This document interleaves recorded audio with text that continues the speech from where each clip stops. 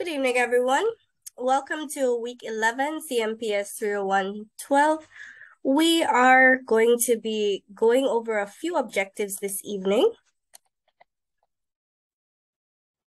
Of course, we'll be looking at phase number 3 and just finding out where you are in that phase. Research phase number 4 will commence after. And of course, we will be spending some time going over practical project number 4, and we have some presentations tonight.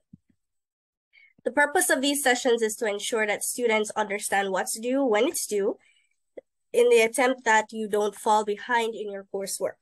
By the end of this week, you should be completing practical project number 4 so that you can submit it on Sunday. The data for your research should also be in progress if you haven't already started that. All right, so we read practical project number 4 the last time we met, and I realized that a few persons might still have some gray areas in this assignment. So I'd like to break it down just a little bit more. You are developing a corporate code of ethics. So this requires you doing a little bit of investigation online and finding out what a corporate code of ethics entails, what are the segments that should be covered in a corporate code of ethics. And for this assignment, you get to select an organization of your choice. You can even use a fictitious organization, but you are creating a corporate policy for them, or a corporate code of ethics rather. And in that corporate code of ethics, you're making it for two groups of people, one for customers and the other for employees. So in there, you must ensure that you have rules for what the employees may or may not display on their social media accounts, and explain why you'd like to enforce these rules in the organization. What we're looking for are some of those terminologies used in chapter 4. So it shows us that you have gone through the recording that Dr. Ryan posted, as well as the static slides. We're also looking for the methodologies that you use to come up with these rules and procedures that you put in place. So what is a blog? Now, a blog is really just a section of a website. And here I have La-Dene's website on my screen. And you'll notice in the navigation bar, they have the first item as a blog, right? So this is just a part of their general website. So they have posts for within the blog. And I'm just going to click on one just to display. So this is basically what you're creating. The blog is this is just a regular blog post. It has a topic, the date that it was published. If there are categories, it has it there. Normally there are pictures, and then you'd have some text. In this case, they allow you to download theirs. And of course, usually with blogs, you're able to share the blogs after you've created it. Blogger is the tool that I suggested that you use. But this is the issue I was having when I used my university account. When signing in, I realized that the University of Belize has set some restrictions. So if you attempted, like me, using Blogger using your UB email, this is what you would have been presented with. I, however, was able to create the Blogger account with my personal email address. And so right now on the screen, you should be seeing my personal account, and this has a purple navigation bar at the top. And there I'm able to use this tool that makes blogging quite simple. There you're able to create the new post by simply clicking on the new post button. You can give your post a title. Miss, nothing to show for your screen, miss. Nothing is showing? Not at the moment. All right, let me stop sharing and then reshare.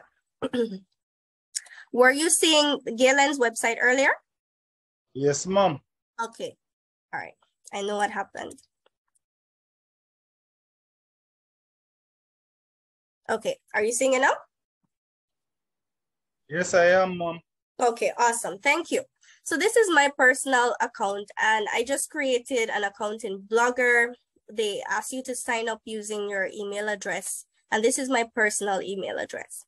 So it's in no way affiliated with the University of Belize, but it doesn't have the restrictions that UB's email address or any association with UB has. Why I like using this instead of some of the other tools is that it makes it quite simple for you to just go in, create a post, and then if you've already typed up what you'd like in your corporate code of ethics, all you'd have to do is paste the text that you already have written in your document.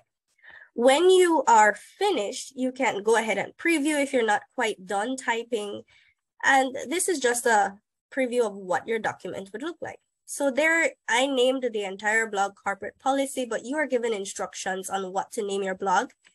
And then, of course, I have my topic, which is corporate code ethics, the date that I published this post, and then the text that I would have had.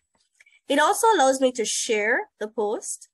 And for users who are interacting with this blog post, they can enter comments. And because it's a Google application, ads would go underneath. Another feature of Blogger is that it allows you to see what your post would look like displayed on different screens. So this is one of the features that it provides. It allows you to see it on smartphones, etc. Okay. Yes. No. Yes, go ahead. You have the link for this Blogger, because I found a Blogger online, but that is quite complicated. Okay, this it's just blogger.com. I'm gonna just copy it and paste it in the chat so you guys can see it. Thank you. Sure. All right. So there, I find it pretty easy to use. And then of course, if you fool around with it a little bit more, you'll see that you can select a theme and, you know, make it your blog. You don't have to stick to the general templates that's there.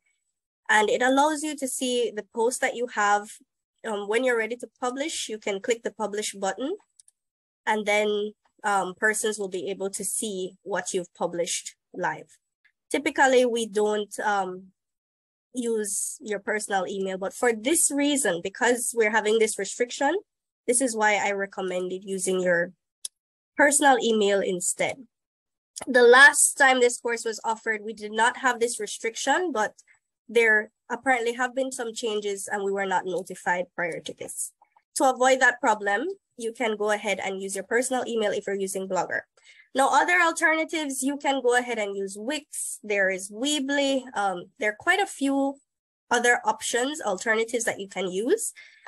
And then, of course, if you really can't navigate around Blogger, I did give some students the option to just stick with Google Sites since you already know how to do that.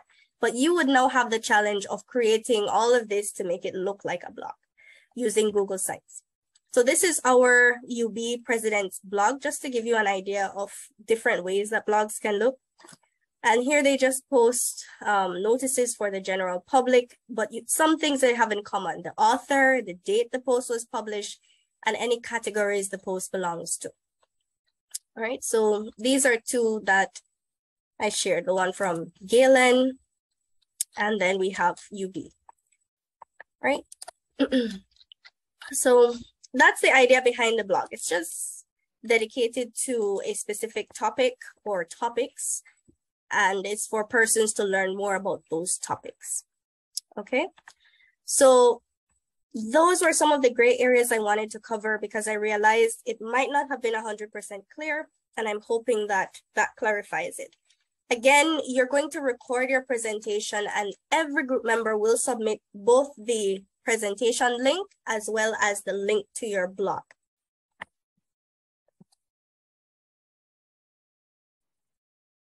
Okay, so before we proceed, I'd like to hear from the groups. Let's start from group 1, just to find out how you're doing with respect to your Google Sheets survey. Have you been able to collect data? Tell us what's happening with that.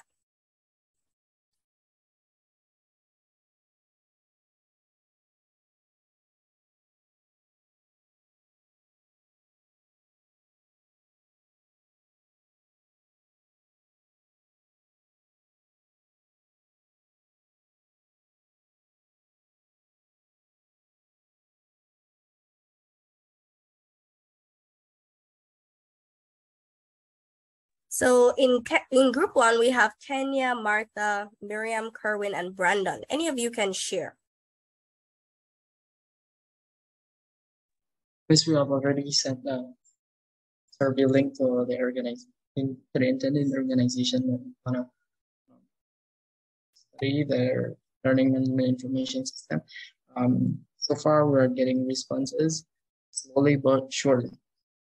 Okay. So do you have an idea of how many responses you've gotten so far? Miriam can answer that question. Miriam, please. Actually, it's 9, Miss. Okay. So thank you, Kerwin. So you still have a few good way to go, but it's a start. All right, so let's hear from group number 2. Miss, we already shared it, and I think we have only 5 or 7 more surveys to get. Thank you. Group 3?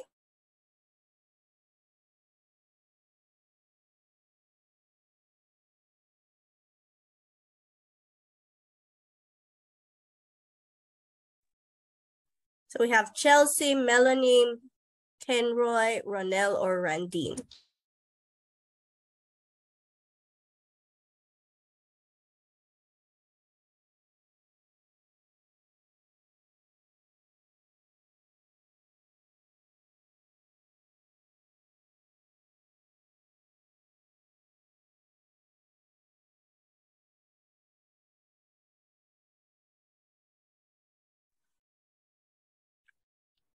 Okay, I'm not hearing from group number 3. We already started, Miss, but we are yet to send it out. Before the night done, we're supposed to meet as a group to send it out. Okay. All right, thank you, group 3. Group number 4.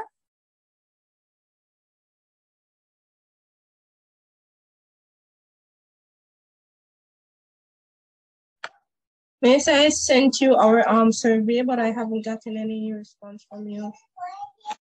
How did you send yours? I placed it on Moodle. Okay. I'm going to double check because I responded to the ones that I saw there. But if you're not seeing it, I'm just gonna double check to make sure I didn't overlook anybody.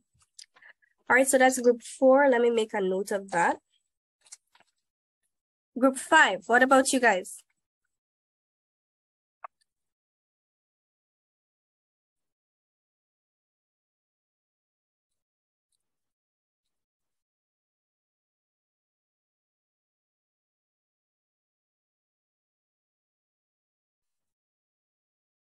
Okay, group 5 responded in the chat. Group 6?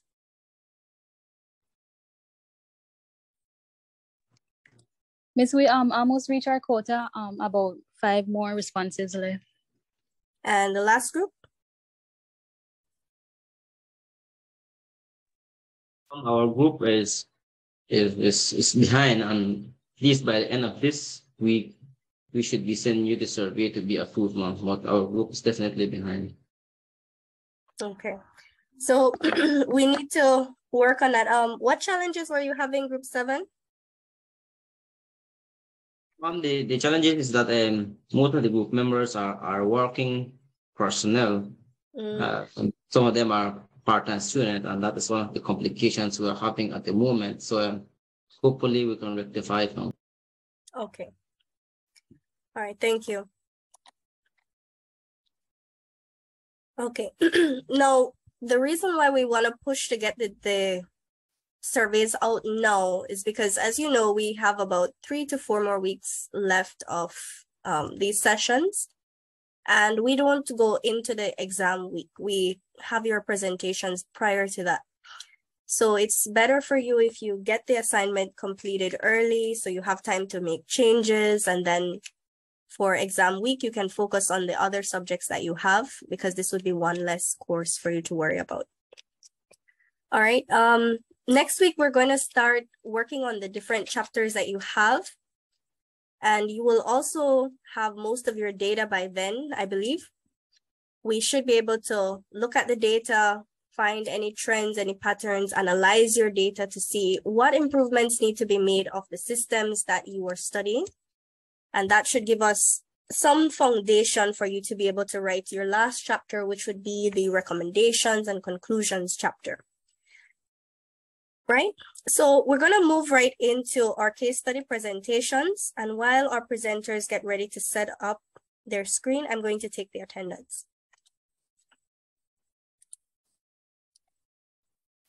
When I call your name, kindly just respond.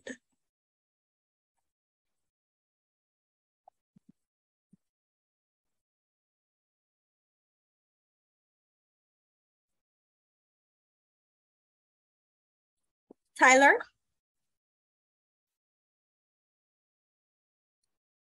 Melanie?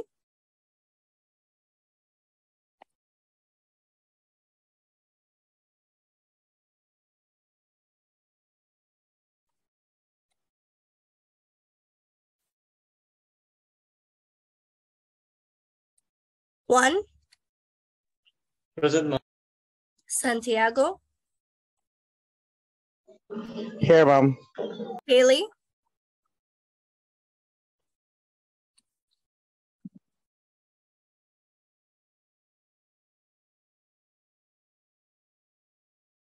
Leonce? Here, Miss. Araceli? Alyssa? Present. Kyler? Here, Miss. Ronell?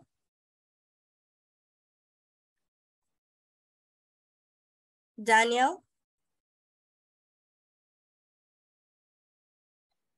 Kenroy? Here, Miss. Fidel? Ivani? Present. Dejan? Present, Miss. Miriam? Here. Kyra? Good night, here. Sophia?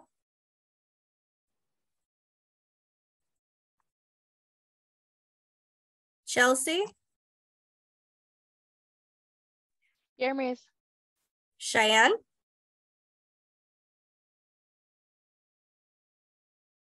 Jenny? Present, Miss. Kenya? Here, Miss. Xiomara?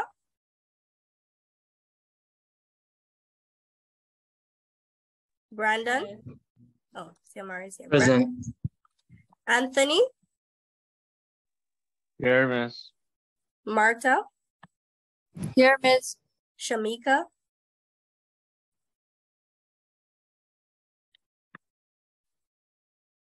Kerwin? Here, Miss. Sandra?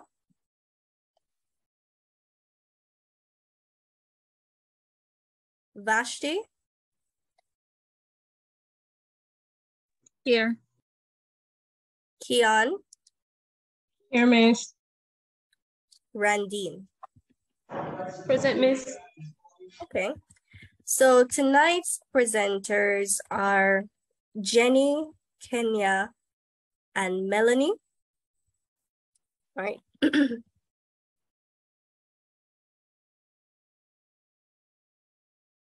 So Jenny, you can go ahead and share your screen.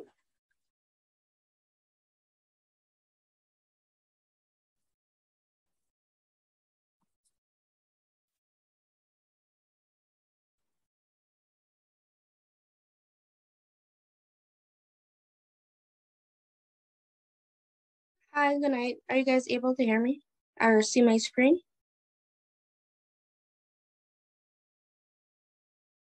Yes, we can. Yes. Yes.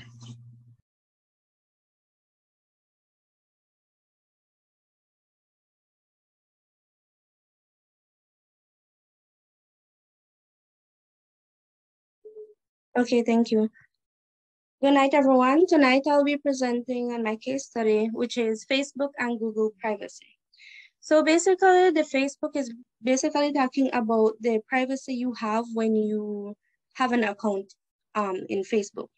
So it's like you are able to customize your privacy on your posts, on your stories, on your pictures that are tagged onto your Facebook account, and as well as Google privacy. So the Google privacy is basically you are logged into your Google account with one email, and as with that same email, you're logged into other social media platforms. So So with these logins, you are able to, let's say you're on Instagram and you have your the same email you use for Google, and you like a picture of purses.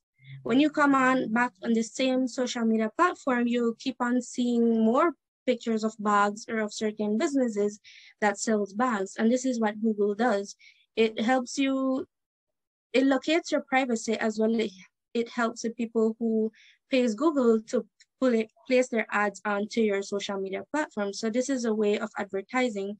So you are able to see what you like and somewhat maybe purchase from the different businesses that are on those social media platforms. So the first question asks, do people who use Facebook have a legitimate claim to privacy when they themselves are posting information about themselves?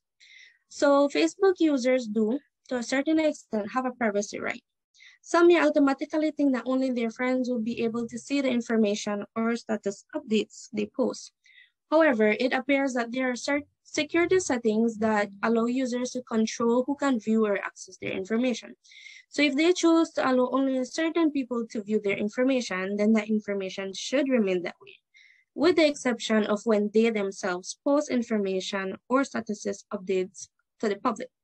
So because of this, users start to utilize their real names rather than online aliases who were afraid of strangers knowing their personal information. Additionally, users may pursue Facebook's choices for categorizing individuals into categories such as acquaintances, friends, families, and others, as well as updating privacy settings. So you are able to, as was mentioned earlier, you're able to customize your privacy settings. So let's say you're an introvert and you want to change your profile picture, but you don't want to call attention on yourselves. So you would place it to only you. So everyone can see it, but not anyone can like it or comment on it. It's only shown to your account. So the following question asks, how can using the privacy control help preserve your privacy on Facebook?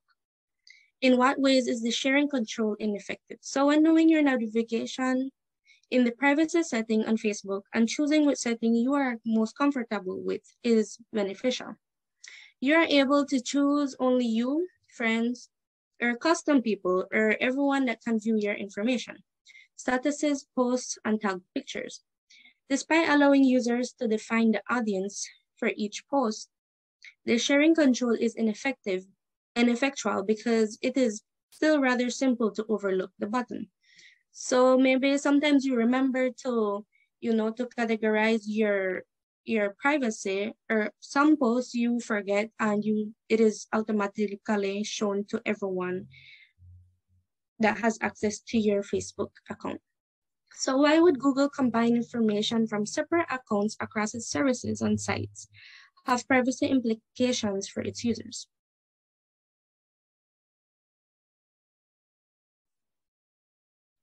So with the privacy control button, Google is able to view and record your preferences in order to give you a better time when using these platforms. So Google went with this option since it is easier for them to suggest your preferences when scrolling through your favorite social media platforms. So this is when you sign up with the same email for your Google and also to other social media platforms. In addition, this is beneficial to other companies who pays their ads to be streamed across platforms. This technique makes it easier for them to locate their target audience quicker. So look up your address on Google Street View.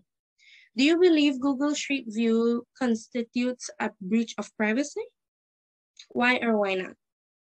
So should Google seek your permission before putting pictures of your host online?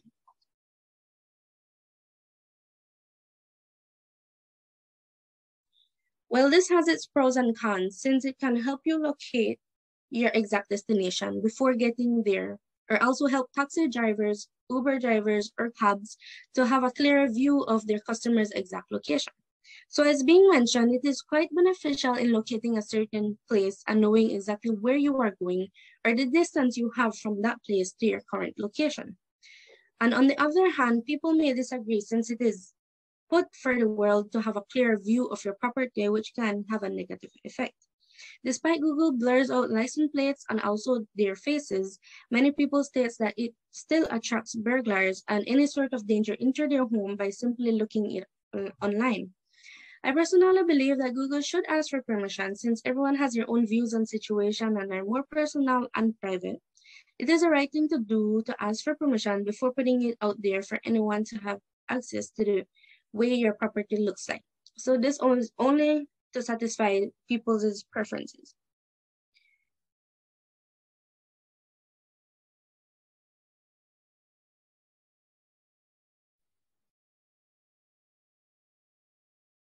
So in Belize's context, it is the same for us as Belizeans that uses Facebook on the daily. We have the privilege of customizing who we want to see or post our pictures and statuses with the privacy option on Facebook, and also in addition with the Google options, we can all see it when using our social media platforms. The Google Street View helps us today when trying to locate a place. So it can also relate to when the pandemic hit and everyone started using drivers, like, for example, to deliver your food or any errands for you. You send them your location and they're able to locate your house quicker with using Google. And that's the end of my presentation. Thank you. That's my references. And thanks for listening.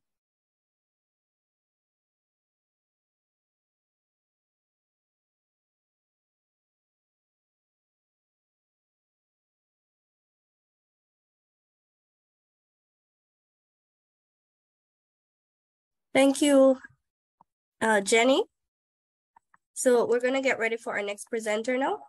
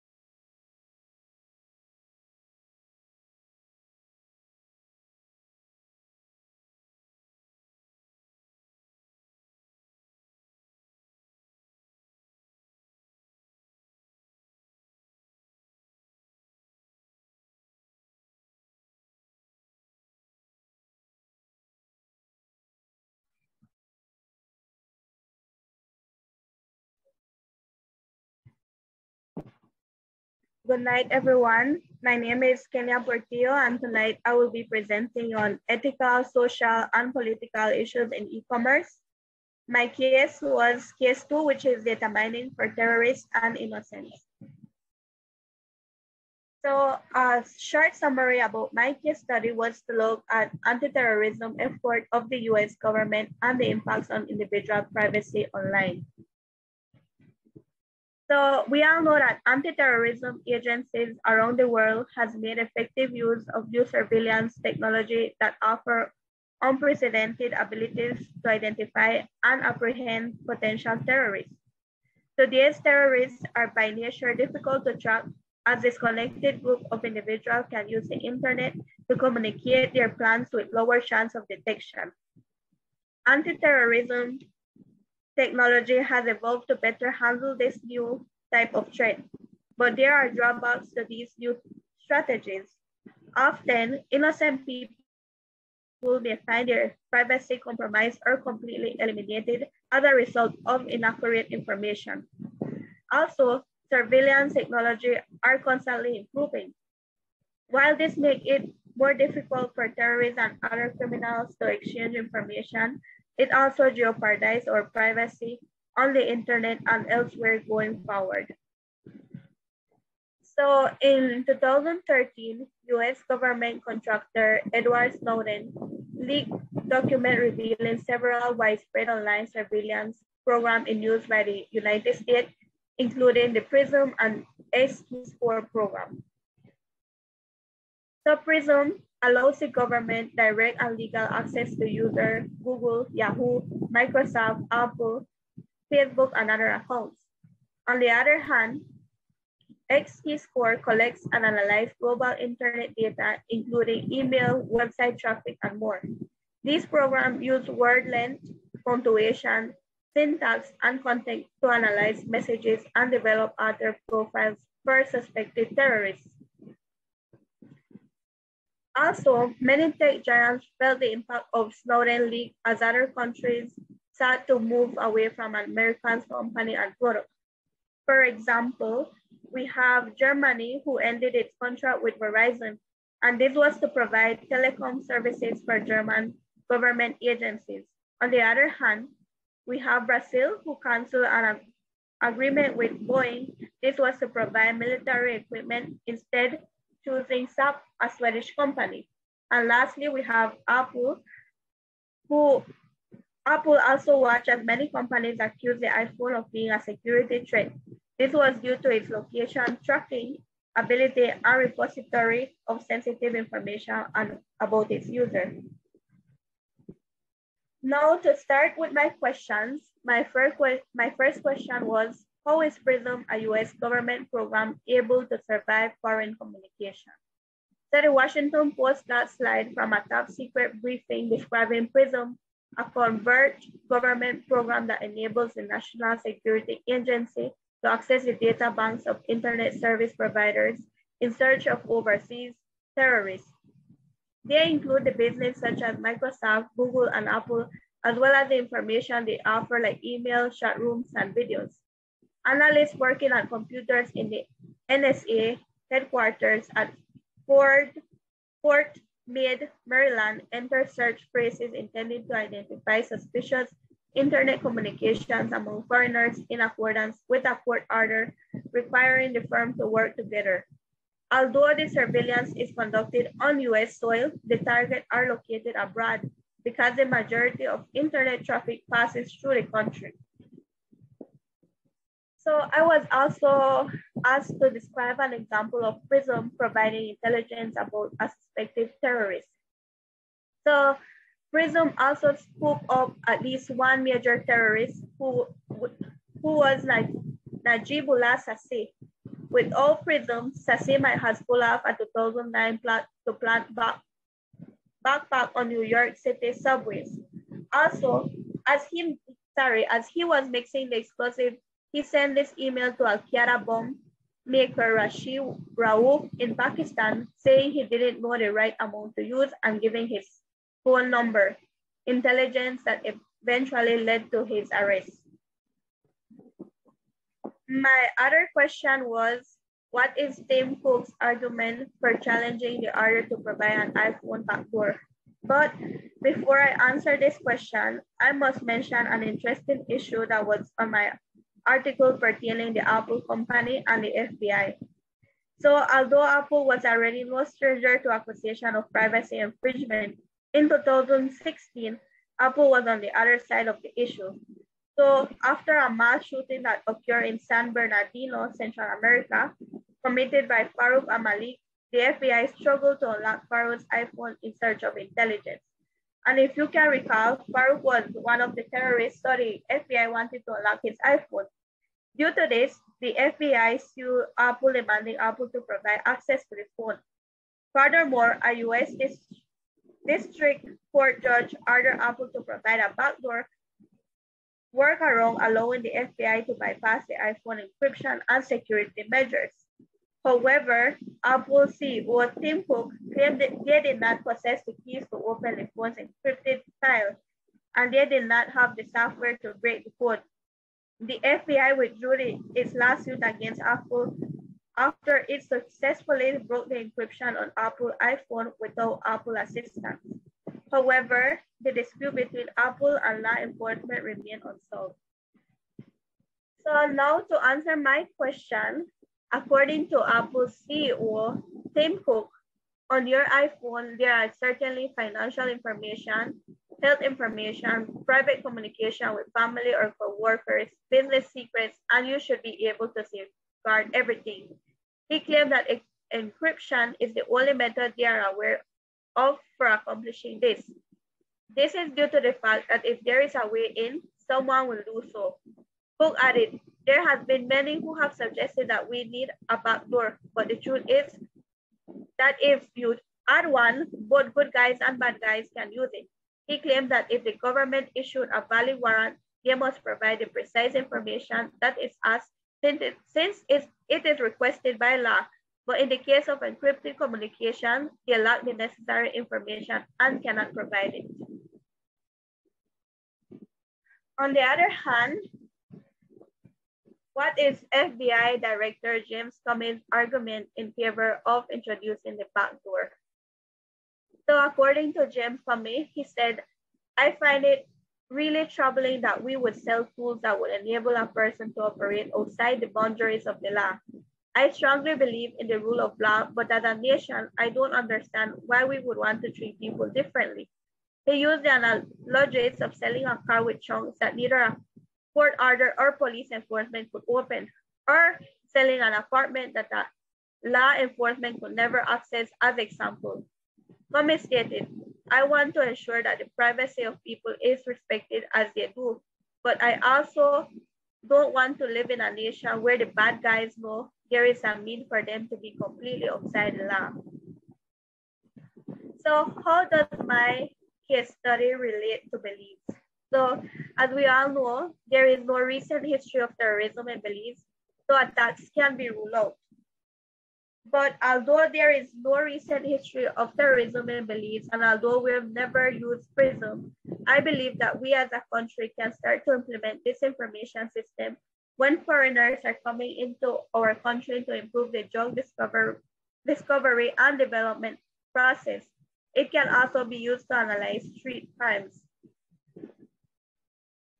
So to conclude my information, my key takeaways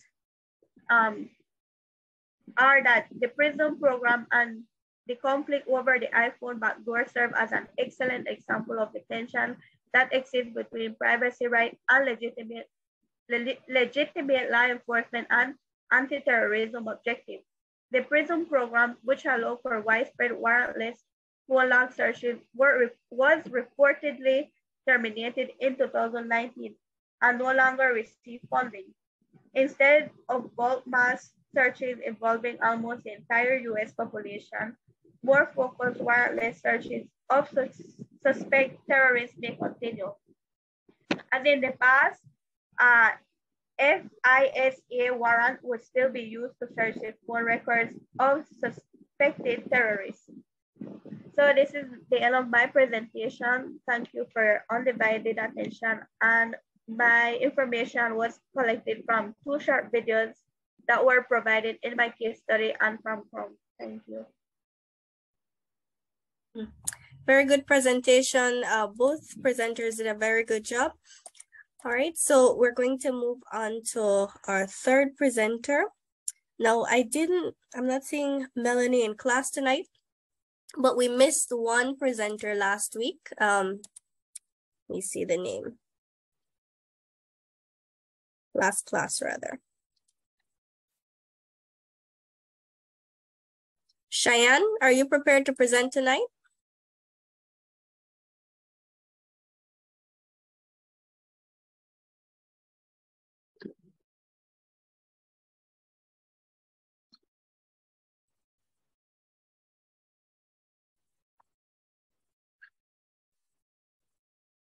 Okay, I'm not hearing from Cheyenne either. All right, so she missed her presentation date. She wasn't in class Monday. So I was going to give her the opportunity to present tonight.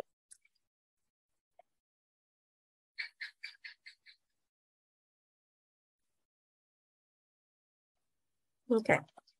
All right, so what I'd like to remind you guys is you need to pay attention to the calendar because we're going pretty fast. And if you miss your date, it might be a little difficult for us to reschedule you.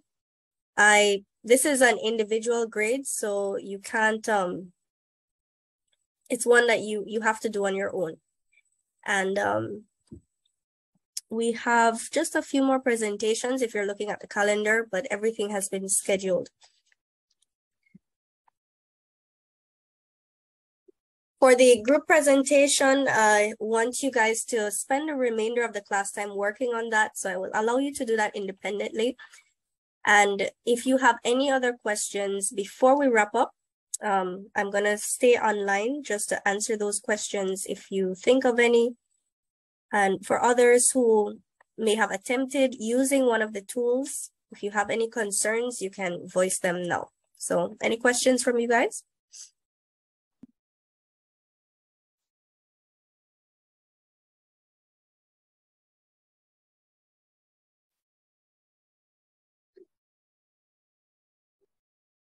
No? Alrighty. So we are dismissed for this evening. Groups, you can continue working on your project. It's due on Sunday, and I hope you enjoy the weekend. Excuse me, Miss. Yes, go ahead, Randine. It's 3 presenters per night. I'm just trying to calculate, when is my turn. Okay, let's see what date you have. Just a minute. I'm the last person in the class. Okay, I see here the 21st of November for you. Okay. You think it might be earlier? You want to present earlier? We might be able to move up so that you guys can just focus on your project. I'll send you an email. Okay. Yes, Miss. Okay. Thanks. All right. Yeah, we should be able to do that. And then that way you can just focus on your research project after that. All right, ladies and gentlemen, did anybody come in after I called the attendance? Miss, I think you may I think you mentioned my name, but I never. Oh, Leandro. Yes, I have you marked present. Okay, all right, thank you.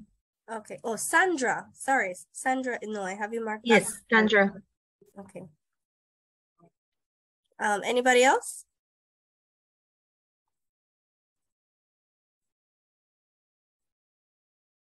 Okay. All right, guys, enjoy the rest of your evening, and I look forward to those presentations.